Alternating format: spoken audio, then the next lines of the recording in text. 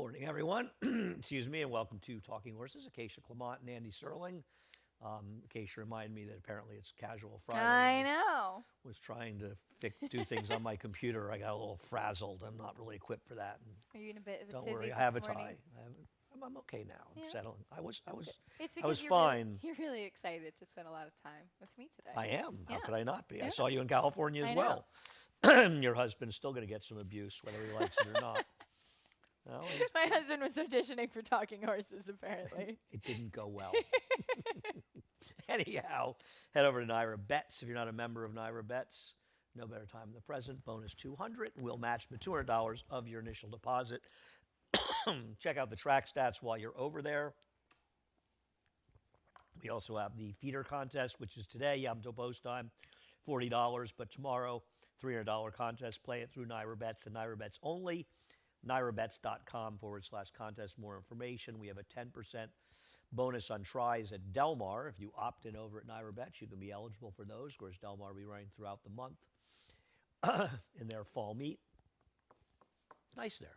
Yeah. It is nice there. Very cold in the morning. It's chilly in the afternoon. It wasn't So as I bad on probably was Saturday. there a little bit earlier than you. It's yes, well, no, yeah. I stayed on New York time. No, I didn't. I don't know what I did. I don't know. I don't even remember being there. We're on from 12 to 4 today. It was the Twilight Zone. We are not covering the last race, though. Right. You can watch that on Naira Bets. Imagine we'll stay on YouTube as well. All right, race number 1. Hey, everybody, is the horse to beat everybody. We'll take a look at the race that comes out of, and Acacia will show the start for the number 1, who was Windflower, and you can talk about why you picked Windflower as Yeah, well. off very slow from the rail.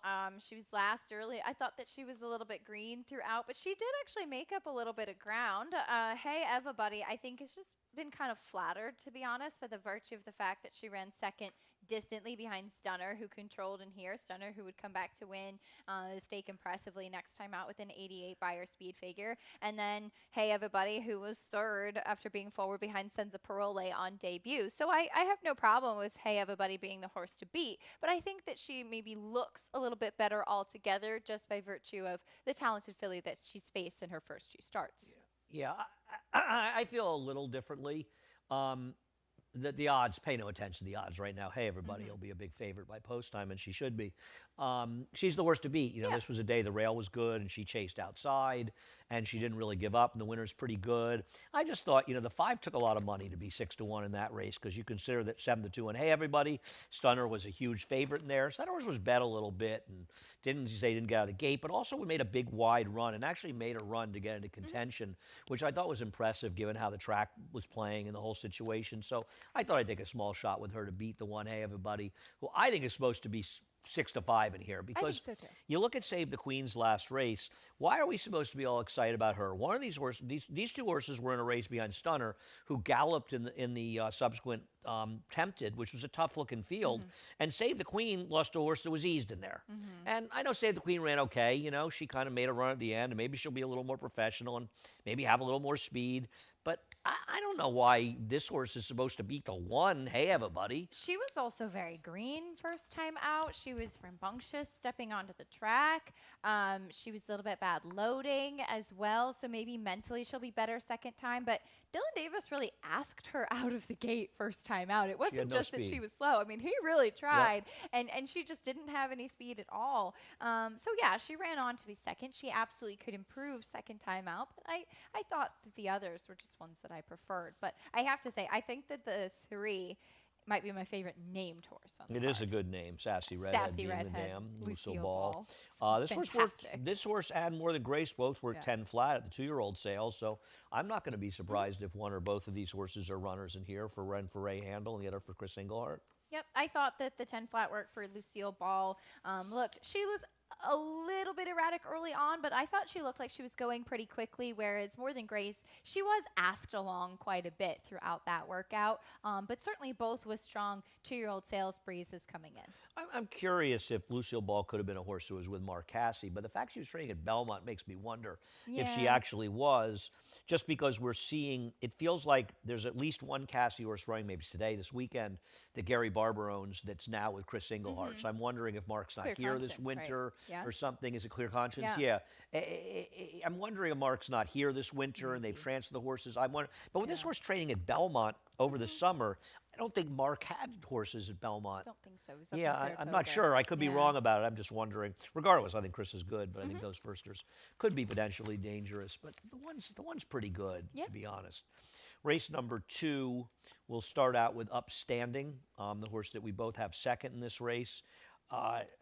I don't have a knock on this horse. My problem, I guess, is I bet on him last time. He's going to be a much shorter price today, but he lost to a horse, Mazmac, who was a big favorite for Rick Dutrow, who just ran a better race. I don't have an issue with Upstanding. I think he's the horse to beat. I don't either. And Mazmac was coming out of a super live race and was the favorite and the one to beat in there, and he ran very well. I thought Upstanding ran well too. He's one that I think has really come along quite a bit back in Saratoga in the summer. I just thought that he wasn't really kind of clued in. And then last time out, I thought that he looked like he was a little bit more awake, but I actually like physically the slight turn back to the 7 for him. I think much like Todd's horse in the first race, he's arguably the horse that they all have to get around. I think he's much the horse to beat. What is your story with Happy Henry, the Chad first-time starter? I just went to somebody that's a bit of a fresh face. There's a monster pedigree on this one, as there should be. $425,000 yearling purchased by Street Sense. The dam Renda was a multiple stakes winner, and she is the dam of Rockfall, who was a good sprinter, won the Vosburg and the Vanderbilt. But in fact, 4 out of the 5 foals were winners, have been decent production so far.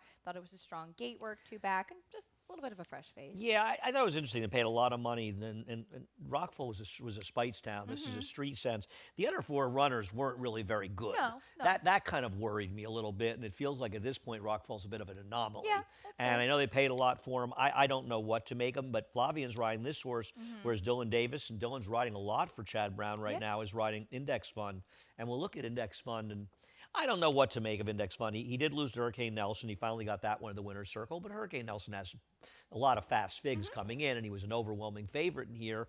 Is he going to run back to this race on a dry track? Not that necessarily the slot moved him up. He's run on wets before. Is this the new Index Fund, or is he going to take a step back off the layoff? I wasn't his biggest fan in this race. Me neither. And I do appreciate that he's now coming back relatively soon off the back of that effort, because he's had trouble staying on the racetrack, gaps in between his first few starts. But I thought that he had come back as a gelding. He looked fit enough, but just really looked like he needed a race to kind of bring it all together. So he certainly could take a step forward in here. I couldn't totally trust him. Litigate, the worst beat of his debut, win like the Sam Davis, then did. enter the Bermuda Triangle after that race or something. Feel like he ran once and ran poorly. They loved this horse before he ran first time. It hasn't really panned out. I took Stroncino, Jamie Ness's horse, although ran a huge race yesterday. And the numbers for Jamie Ness with non-claimers in New York are very, very strong, and takes over the training. This horse was purchased, as you see, over the summer for $80,000 at a sale of Fazig Tipson, probably the digital sale back in August.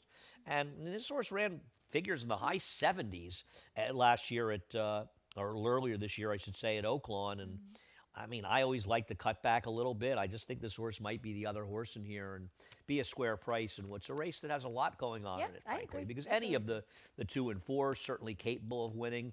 I mean, you make the points about the 6, so it's an interesting second race. It is. Race number Trey. The point about race number 3 is what you do with Bold Endeavor. And we'll take a look at his last race, because obviously if he runs his last race, he's going to torture this field. I mean, he'll win by a city block. And it's not like it's his only good race.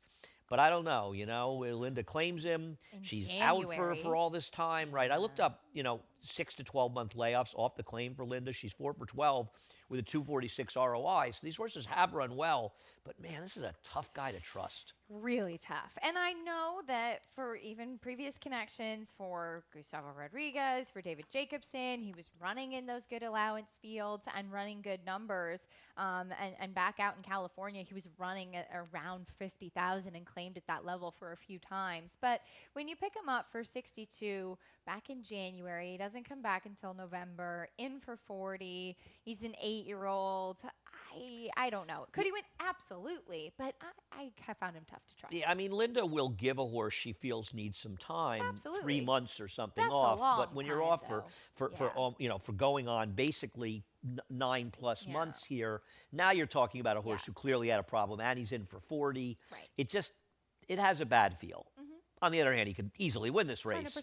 But not a horse you want to pick. So why did you also pick? He's got this. I looked at your picks this morning and I said, oh no, I'm starting to think like Andy too much now. That's not good for you. Right? You find yourself doing many stupid things constantly. I thought he's got this. I thought it was too far for him last time out. You've heard me talk many times about what I think of Fernando Abreu. Cross off the turf, tried 2 starts back, and actually previously hadn't run poorly on the grass as well. But I think that he has some tactical speed. I know that he was disappointing 3 back for 25, but I thought he was kind of against it in the position that he was that day as well. I just thought that this could be the right spot for him. And as you sift through his past performances, he actually has some races that would make him competitive. He does. And I thought it was interesting. I don't totally trust him. I was looking I for don't an trust alternative. I don't like the entry at all. Yeah. I see that David has him at 2-1. I don't like either of those horses the way they've been running. I don't like Suerte. I don't trust the 3. And I'm wondering what price alternate reality is going to be, because I think it might be an alternate reality that he's set 9-2 and the entry is 2-1.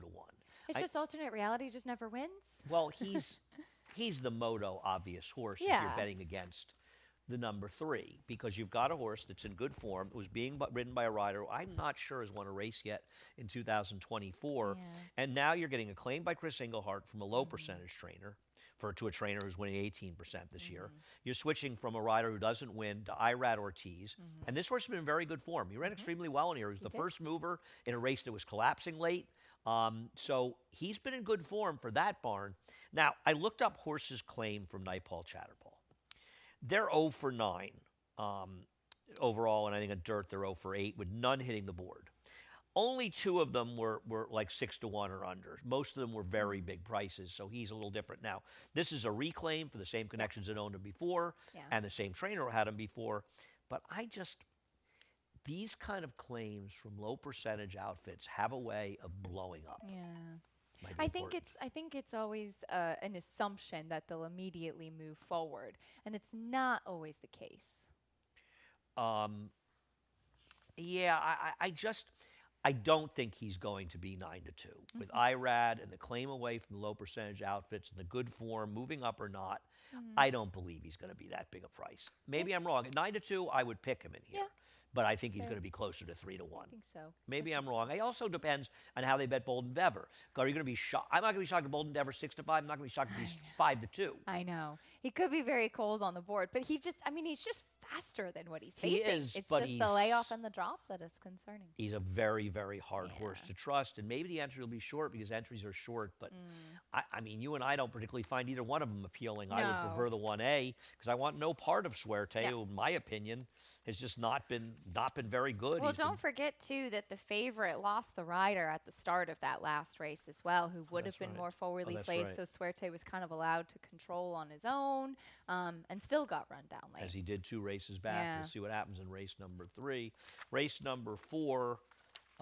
Couple of scratches in here, and for me, I think it's unfortunate in race 4 because I didn't like Decree and Declare at all. No, I thought the horse did absolutely no running first time out in that race, and now he's gone. You are going to the 4, My Sharona. Yeah, I like the name as well. Another good name on the Did you ever on the see card. the movie? Isn't it in the movie Reality Bites? What's Ever the see song? Reality Bites? No, I haven't. What's the song? I know it is, but I think it's in that movie with no, I've never Winona seen that. Ryder and No. Ethan Hawke and No. it's good. Awesome. I think Add to the Janine list. Garofalo. A little before your time. Yeah. I'm old. It's hard to believe movies with those people are actually reasonably old. There you go.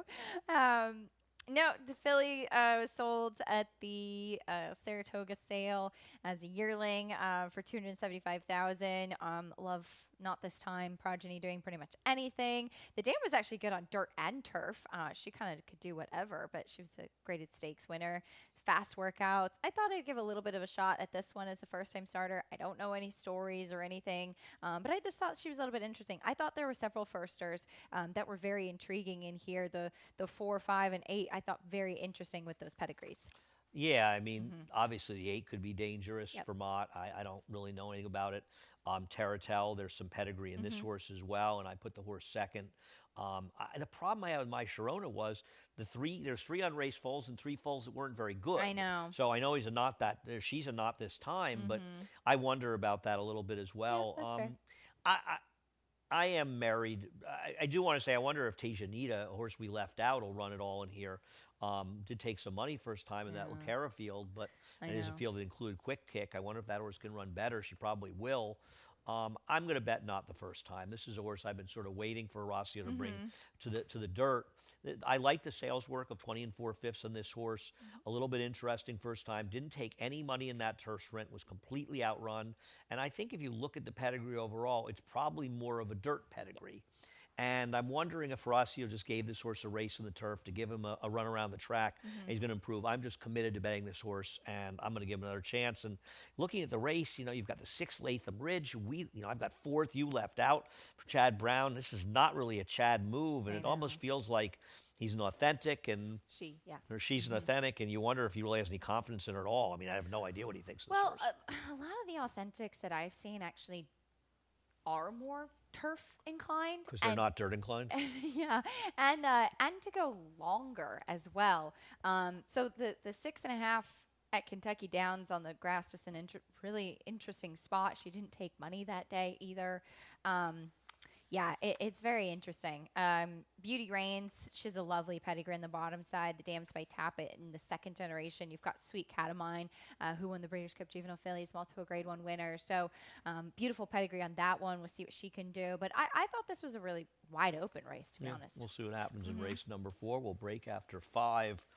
And race number 5, I'm going to go way back into the replays for I Halo really City. struggled with this race. Well, it's a tricky race because it's not a race where you really want to bet anybody in here. And we'll go back to the win in the slop in February for 16,000 when Halo City won, and now she's in for 10.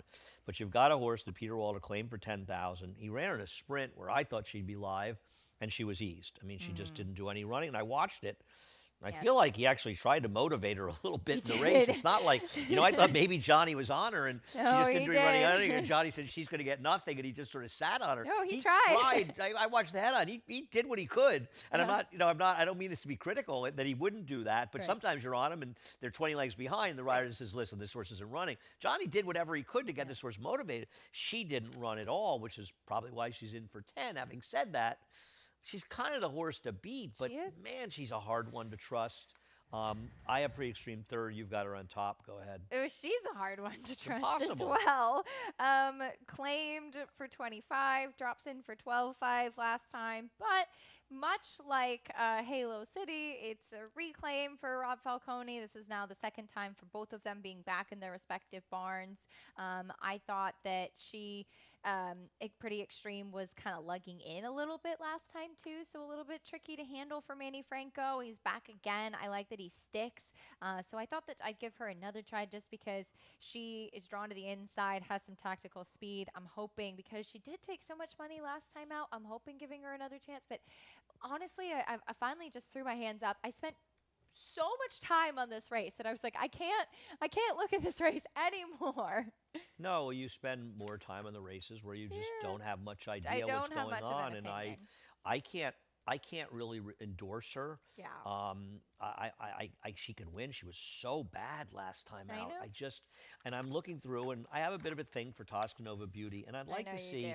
Listen, she stumbled last time. No chance. I'd like to see Ruiz be aggressive with her because there's no reason that she can't be forwardly placed behind Sister Linda. We'll talk about in just a minute, but she has figures that are fast enough. Obviously, her recent form leaves something to be desired, but she's also dropping the bottom for the first time. And at least in her case, I can make a bit of an excuse for her last time because she had the trouble at the start. I think she can be forward. She's got a plethora of recent figures that would make her very tough to beat. And with these connections, she's not going to be a short price in this race. Sister Linda's the speed, but since she was claimed by Dominic Casino, she ran 2 horrible races. Now she's been off for half a year. I know. And I don't know if she can run at all anymore, but she is probably the speed here. She is, and if she runs that race that she did back in March, she would be tough win. to beat. But Yeah. you just don't know if it's in there at all. And as you said, she hasn't run since May. I really tried to make a case for Jolly Miss Jill. I found her hard to make a case for as well. I found Gringotts hard to make a case for to trust. Reigning Chick, just another drop, and she was really disappointing last time off that big drop. It's just hard to trust a lot of the horses. I in here. don't want the horses that have been spending their life in these tens, like Jolly Miss Jill, who Yeah. frankly hasn't run a competitive race in a long, long Yeah. time. So I didn't really see it. I know David likes this horse as well. I don't really see it. He probably feels the same way we do, that this is a difficult race and you want to take a horse at a price. Having said that, that's not my horse. But listen, I'm not going to try to talk anybody off of anybody. You want to tell me you want to bet Joey the Fish in here? Be my guest. Go for it. We'll take a break, and occasionally I'll be back in just a few seconds. For almost 150 years, the Saratoga name has been synonymous with the finest quality, sustainably sourced spring water available anywhere. Saratoga carries on the rich tradition of its forefathers by crafting each stunning blue glass bottle with the same attention to detail and care that has been its hallmark for generations. Visit SaratogaSpringwater.com today or ask for us by name at your local market or restaurant. Saratoga Spring Water. Make every day exquisite.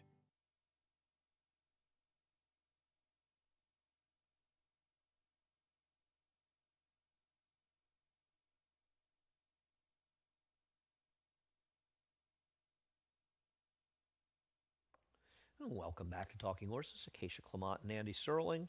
Race number 6, important to note that with the scratch of the 9, Lock and Key, Let's Go Big Blue gets in, and we'll show the replay and we'll focus on the first few finishers in that race on October 12th. But my take on this race was the horses that were effective in here, including Let's Go Big Blue, spent the majority of the race on the rail.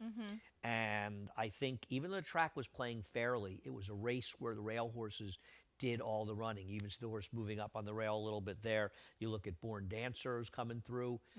It's like one good trip after another. And I wanted a horse like Clear Conscience, who had that tough trip 2 races back. A lot of people liked last time, and was 2 to 3 wide the whole way around the track after braking slowly. Now gets an inside post, picks up Irat Ortiz, which probably won't help the price. But I was more interested in that horse and Lock and Key in this race, and not all the horses that had juicy trips. And frankly, getting in or not with Let's Go Big Blue, I don't want this horse going from the kind of trip he got last time to getting a far outside post in this race today. I agree. I'm very disappointed because I really thought that this could be the day for Lock and Key in here, and he was my original top pick. So with him scratching out, I scratch into Clear Conscience. Just what you said, I agree. He was wide late. He rallied, really wide on the first turn, kind of floated out in there as well. And I mean, look, he's had significant trouble 2 starts back in a similar type of race. Call Me Harry does not get to come into the field this time. He's a horse that's been able to kind of win this condition, running for the tag a few times as well. And it's just a lot of the same horses facing each other. And I thought that he was one that had some legitimate excuses. The horse that we both have second, but I'm getting a little tired of is Better Lucky Than Good. And Better Lucky Than Good is starting to feel like a horse that had bad trips when he was ready to win, and now that he's getting better trips, because he had a very good trip last time. He did have a good trip and he last really time. didn't run well at He all had in that legitimate race. excuses Prior to it, prior to that, especially that August 17th He race. should have won on September 15th. He ran the best race that day as well. I mean, he's really run repeated really good races, but I don't like the last race. Now, maybe he bounces back, and I don't want to give up on him, but I'm worried about that. I think that BD Saints is a little bit dangerous in here. Take a look at his last race. I understand this is a much tougher field. The jump from the non-winners is a 1, especially with the New York breds, but with a lot of them, it's just going to be much tougher company. And this was a bit of a hungry field, and he got a great ride in this race from Ramon Vasquez. Having said that, he's also a horse, you see him sort of getting blocked in there, and he just found room, but he did save ground and angle out, and overall it was a terrific trip. But it's not like Slap in the Face doesn't have some ability, even though he doesn't seem to want to win. But this is a horse that he showed real potential as a 2-year-old. He had a 75 Beyer as a 2-year-old breaking his maiden. And he's a horse that I tried in his first couple of turf races this year, and he just wasn't really ready yet. The fields were better. But that last race signified that maybe he's finally turning the corner. And sometimes when these horses are effective on the turf courses late in the year here, they like the going. And I just kind of wonder if he shouldn't totally be ignored. It's a huge move up for him. But it also feels like it's a move up for him in a kind of a tired bunch. You know what I mean? And I'm just not sure that he's not going to be more competitive than his 10 to 1 odds look like. Yeah, that's fair. I thought that he needed to take a step forward, and it was a jump up off the back of that last win in the field that he faced in Fast there. race, though. It Good was. trip or not. It It was a fast was. race. No, it absolutely was.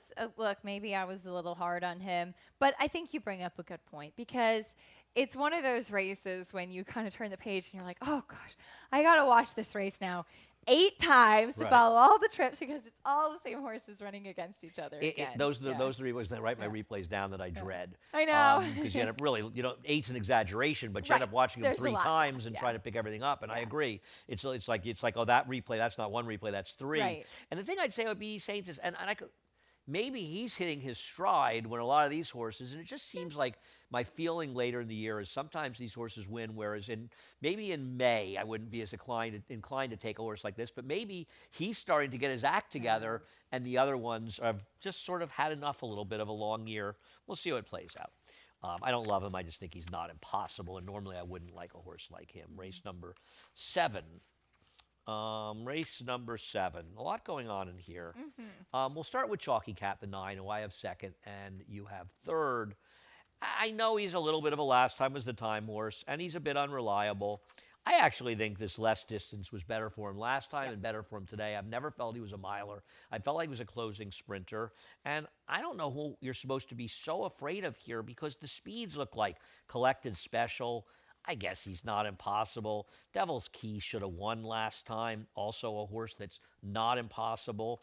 But I won't be surprised if this horse wins 2 straight races for Linda, even though it's the move up in conditions. I agree. I think even though he is stepping up, as you said, off the back of a non-winners of 2 win, I don't think there's anybody that's in raging form right now that's not beatable in this spot. I thought that he got the big performance last time. Yeah, you got him at 4-1 that day.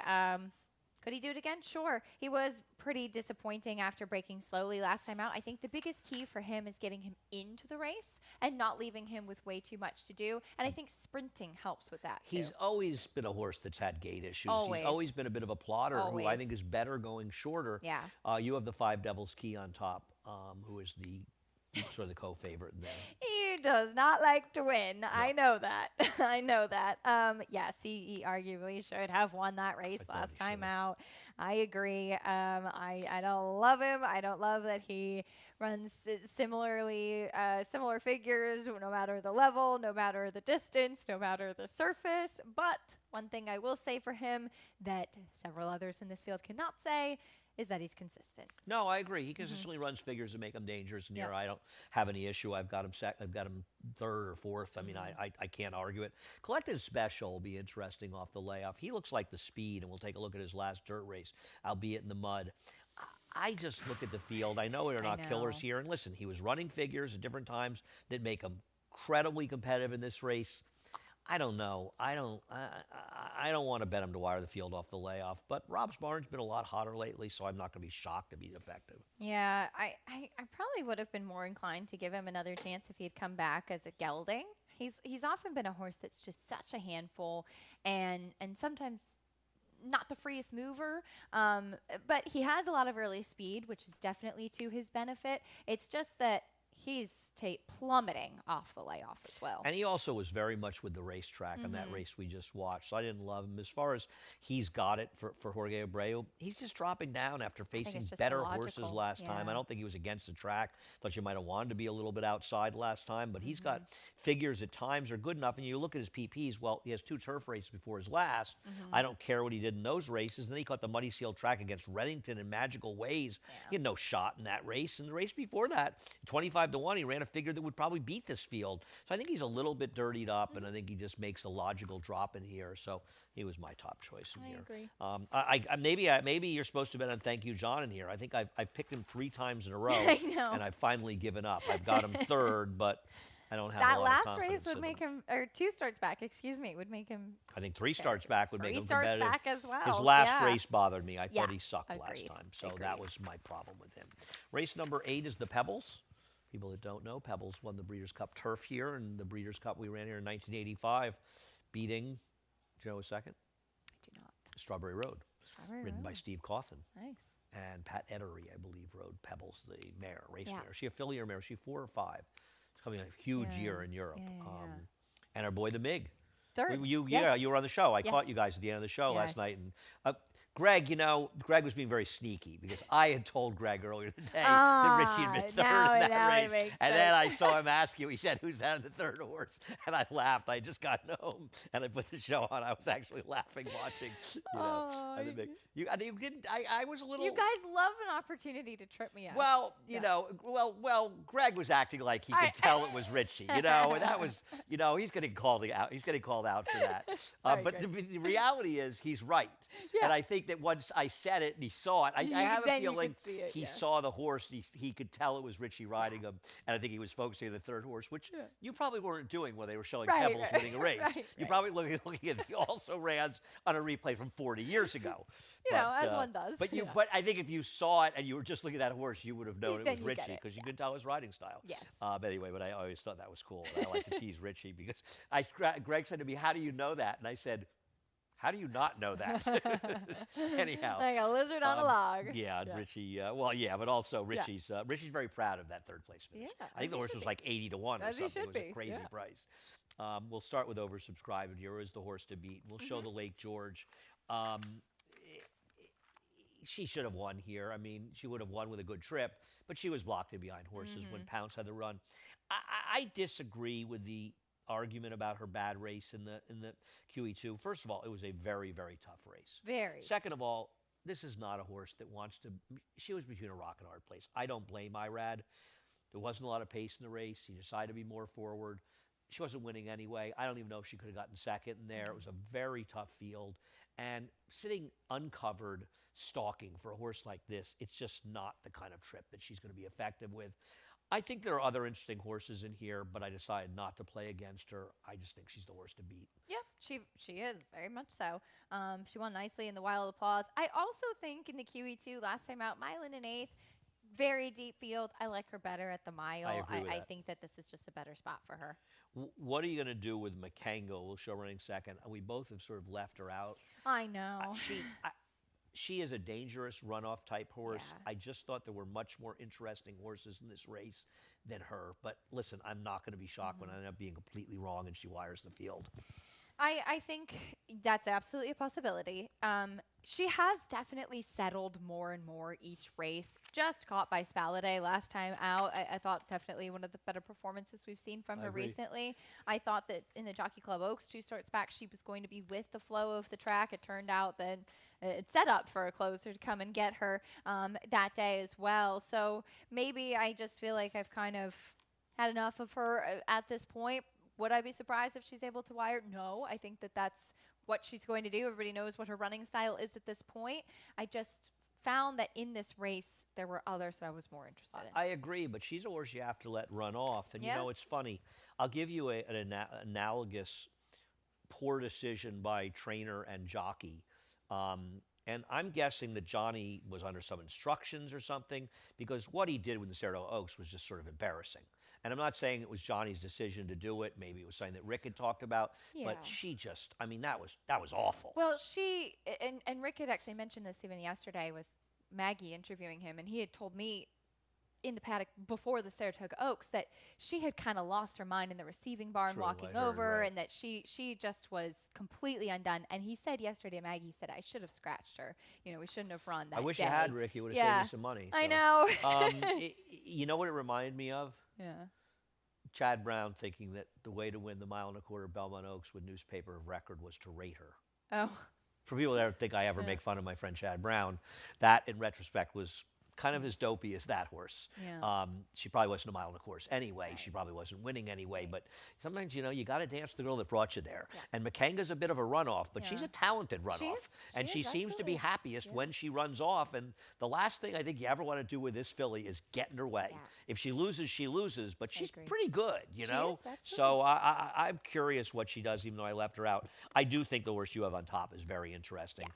I'm glad I didn't pick her on top because you have her on top, just to have something different. But go ahead. I want to go back to Whiskey Decision. I think I actually picked her in the Winter Memories. Well, that was like a whiskey decision to rate her in that race. Yeah, I know she can get I ranked, don't know. but Yeah, and I'm but not. she broke sharply, and then she got keen being taken off, and she was shuffled back, and just she was not where you wanted to be. She was Lorraine got miserable such a last beautiful time. trip, being able to kind of duck down to the inside where you really wanted to be, closing on the inside on the turf there, and I didn't think Whiskey Decision looked happy at any point of the race. No, and she blew the first turn Yeah. when Junior was trying to rate her, and I don't think Junior got some crazy idea. I'm going to rate her. I would guess that was a trainer instruction. I think there's, you know, we're talking about a lot of trainers making bad choices with horse forward. Why not let her find her position early? She's going to get outrun by Makenga anyway. Yes. But there's no reason she can't be sitting more forwardly in this race. Let these horses find their position and stop fighting them and telling them what they want to do. And she's clearly a horse that's going to get rank on you if you do that. Yes, And, that you know, last but time, she is a bit of a tricky horse. But I agree. I think even what she's she did in the interesting Del Mar here. Oaks when she kind Right, of exactly. the rider So forward. Yeah. she's tricky, but you probably just, whatever happens, you might not want to get in her way. Way to be Marie. It's interesting to see her back. We'll show her finishing second behind dynamic pricing at Churchill. And this is 6 months ago. It does not seem that long ago. She's a pretty good horse. The problem with her is she can rate as she did here, and maybe she'll come calling. I just wonder a little bit because she's got a good yielding turf race here. She had the big race before that, if she's going to be able to run well enough to beat these horses off the layoff. Yeah. But This she's is no a tall, bum. No, she's not. This is a tall order off the layoff too, though. I mean, this came up a salty group, I thought. But yeah, I'm excited to see her back and see what she can do. No, this is a really, really good race because there's a lot of good horses, and we'll talk about others in here, like Jody's Pride.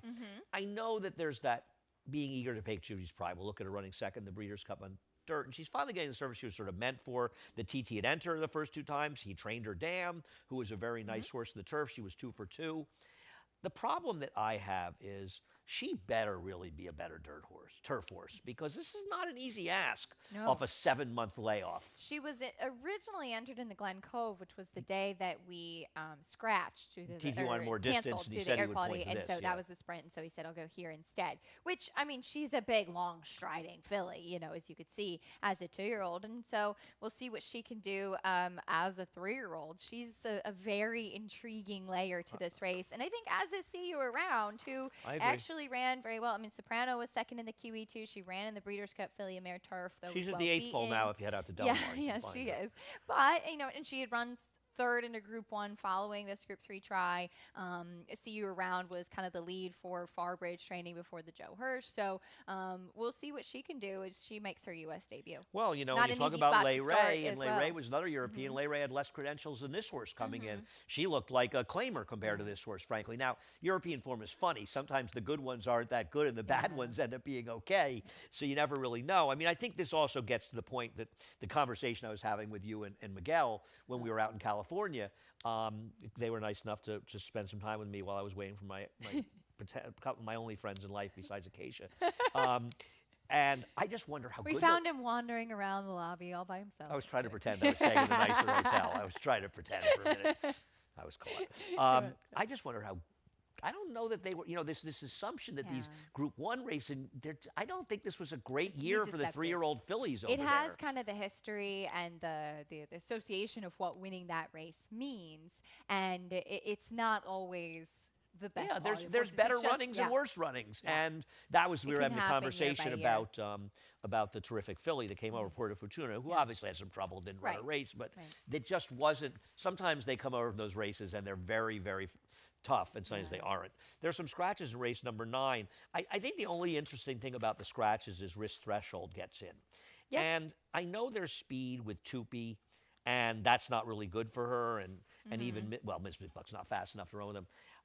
I do think with risk threshold, who I don't particularly like, I don't even know how good she really is, you better let her roll today. You better tell Junior, because Manny rayed her along on the front end, and it blew up in his Kind of face invited badly the last field time. in. And once again, I think Manny was riding to instructions. I don't think Manny went out and did that. It's not really the way he rides. Whether she wins or lose, I think if she's going to lose this race, they got to be aggressive and let her roll. And I wonder if that's a negative for Tupi, who, why don't you show Tupi's replay since I'm talking about her, that you like, and I've got her third. My problem with her out of this race, California, this was a terrible field, Acacia. Oh, yes, it was. I left her on top, even with risk threshold coming in. I like her less now because of that. But that being said, she did rate nicely at Laurel 3 starts back when she was able to come from off of it a bit. I mean, look, she's not been beating world beaters, but she has been consistent all along. Flavian Pratt stays aboard. He rode her out in California. I know that was the down the hill at Santa Anita, but she's shown going 5.5, she's effective as well. I thought she was going to get a really good trip tactically. Like I said, I left her on, but I certainly like her less with risk threshold getting in. I just, listen, she ran competitively in that Twirling Queen, Kayara race. Those are pretty good horses. Twirling Queen, despite being 6-1 in the morning line, won at 8-5 in California. Very good. She's 3 for 3 in the turf, and clearly Jose D'Angelo, the big change for her was changing surfaces with her, but she's good.